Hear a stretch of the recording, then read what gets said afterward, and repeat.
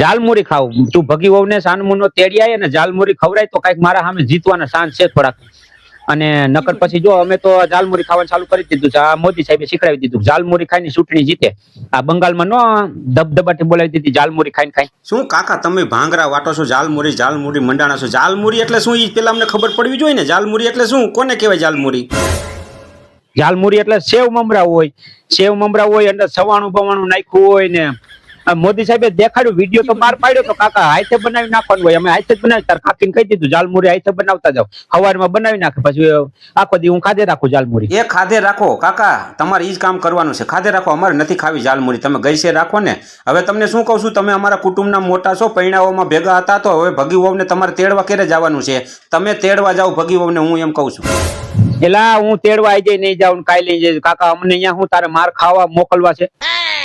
ત્યાં જઈને અમારે માર ખાવાનો નહીં. હું તેડવા બેડવા નહીં જાઉં. અત્યાર સુધી 50 વખત હું તેડવા ગયો છું કાકા. હોય જયારે હોય ત્યારે તારા હા હું નેઠો નથી તો કાકા ધોકાના હમણાં ગયો ત્યારે તો હાણસી નો વૈણાનું ઘા કર્યો એને કઈ નેઠો નથી તો કાકા વરામણું કોક ને લાગી જાય જરાક જોવું તો જોઈ ને કે આપણે કોને મારી છે કાકા. જેમ ઘાત કરી ગાંડા ને મારી જ લે છે. એ કાકા એમ ઊંચા હાથ ન કરી દેવાય. તમારો કુટુંબનો છોકરો છો ને 50 વખતે જવું પડે ને 75 વખતે જવું પડે. તેડવા જવું જ પડે. હક પણ કરાવટાને તમને નહોતી ખબર કે અહીંયા જઈશું તો હાણસીના વૈણાના ઘાથી છે? અરે મારે ખાવો પડે છોકરા વાટું થઈને. આ તો ગાંડું હતું તો શું કામ મારા આંકણે પાલે બાંધી દીધું? તમને નહોતી ખબર મારે હા હું મગજ એવો ઠઈડ છે?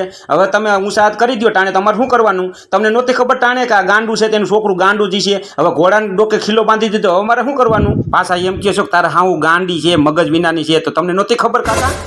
એટલે અમને ખબર જ હતી તાર હા હું ગાંડી છે ને પાગલ તો ખબર જ હતી. આને મારવાનો વેતો નથી રહેતો. પણ અમને એમ નતું ભગી આમ છે કાકા. આખા ખાનદાનમાં નથી અમને ખબર જ નથી કે આખા ખાનદાનમાં. તને ખબર હતી બધી તો તે કાકા સરપંચમાં ઉભી રાખી ને પછી હું તો રખાય ને. તને ખબર છે કે આ સરપંચમાં કઈ જગત નહીં કરી દે. હવે અમારે તો કીધું ને સહી વિનાના કાગળિયા લઈને ફરી છે. એ કાકા તમને તમારા કાગળિયાની જ પડી છે ને. તમે કાગળિયાની જ ઉપાધિ કરો. તમને આ ભગાની ઉપાધિ ઠામું કોઈ નથી થતી. નકર તો તમને થોડુંક પેટમાં બળતું હોય તો 50 વખત તમે તેડી આવ્યા છો તો એક વખત વધારે તેડી આવો. તમને મારી માથે આપ તૂટી પડ્યું છે ને ઠામુકું દેખાતું નથી કાકા. તમે આમ શું કરતા છો? તેડી આવો ને એકાદી વખત તેડી આવો પછી તમે કહીશો ને ત્યાં કણે તમને લોઢામાં લીટો હું તમે કહીશો અહીંયા સહી કરી આવીશ. એક તો તમે મને કૂવામાં ઉતારીને વરત કાપ્યું છે ને હવે તમે ઊંચા હાથ કરી દો કાકા. હવે તમારે અમારે શું કરવાનું આમાં તમે કયો જી? હવે અમારે શું માથે ઓઢીને રોવાનું જ રહીએ કાયમ? તેડી આવો એક વખત કાકા, તેડી આવો. એમ તું હાવ મોરું મોરું બોલમાં તેડવા જઈશું. હું હમણાં કરશન કાકાને વાત કરું અને પૌલાને લેતો જાઉં છું અને ભગી વહુને તેડી આવી.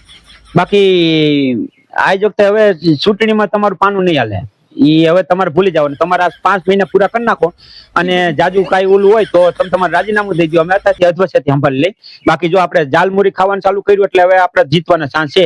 કારણ કે જાલમુરી ખાઈને ચૂંટણી જીતે મોદી સાહેબ એમ કહેતા હતા. મને જ નથી ખબર. મને તાર કાકીએ કીધું વિડીયો જોયો ને ત્યારે કે જાલમુરી ખાવા માંડો. મેં કીધું કાં જાલમુરી કેમ ખાવાની? તો કે જો બંગાળની અંદર 25 વર્ષ ગઢ તોડી નાખ્યું જાલમુરી ખાઈને. એટલે હવે આ ભગા સરપંચ નો ગઢ મારે તોડવાનું થાય છે. 10 વર્ષથી તો તું અહીંયા પણ પગ જમાવીને બેઠો છો. એટલે હવે તારો ગઢ તોડવાનું થાય છે. જાલમુરી જો ઘરે જ બનાવી નાખી છે. મેન મુદ્દા માથે તમે આલો ને કાકા, રેવા દો ને તમે બીજી બધી. આ કણ મને બમથે ભગી આખો તોડી જ નાખ્યો છે. તમે મને ગઢ તોડો મારો, મને તોડી નાખો, કાંઈ ફેર નથી પડવાનો. તમે પેલા ભગી વહુને તેડી આવો પછી જોઈ જાય. આ તો મને અહીંયા કણે બધા મારે છે ભેગો થઈ. નકર હું તેડી આવું કાકા. હું અત્યારે દવાખાનામાં પડ્યો મને માર્યો છે. નકર હું તેડી આવું તમારે પગે ન પકડું. પણ તમારે અત્યારે તેડવા જવું છે કે નહીં? તમે ગઢ તોડ નાખજો તમે. બાકી તેડી આવો અત્યારે. એલા જાવ છું તેડવા. હવે પાછી મંડાણો છો તે કાકાઓ. એમાં દીવાની દાજે કોળિયા બટકા ન ભરવાના હોય. અને તને માર્યો એ સારું કર્યું. ભલે માર્યો દવાખાનામાં પડ્યો અહીંયા ક્યાં તું હક કરે કાકા?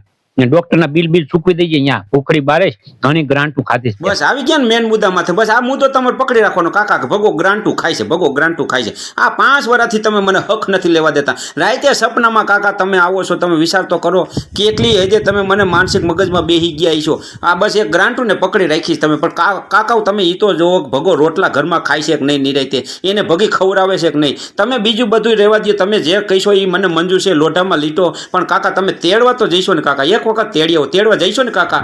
મોકલશે ખરા ની લોકો? તેડવા જઈશો ને? હા મોકલશે, તેડી આવશું. નકર 1 2 3 આપણને તો તને ખબર જ છે ને. હટ દેરાન કરી નાખવાનું. હા નેઠો કરી નાખવાનું. બીજું શું હોય? ભગો ભગાની રીતે ભગી ભગીની રીતે.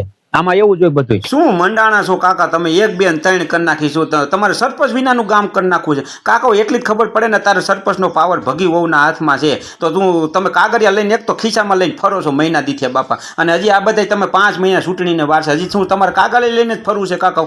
સરપંચ વિનાનું ગામ થઈ જશે. તમે 1 2 3 કરતા પડશે. તમે દાને સારી રાખો, અંદરથી નીતિ તો કાંઈક તો સારી રાખો. કોકનું સારું વિચારો કાકાઓ, સારું વિચારો. સરપંચ વિનાનું ગામ કરી નાખવું છે તમારે.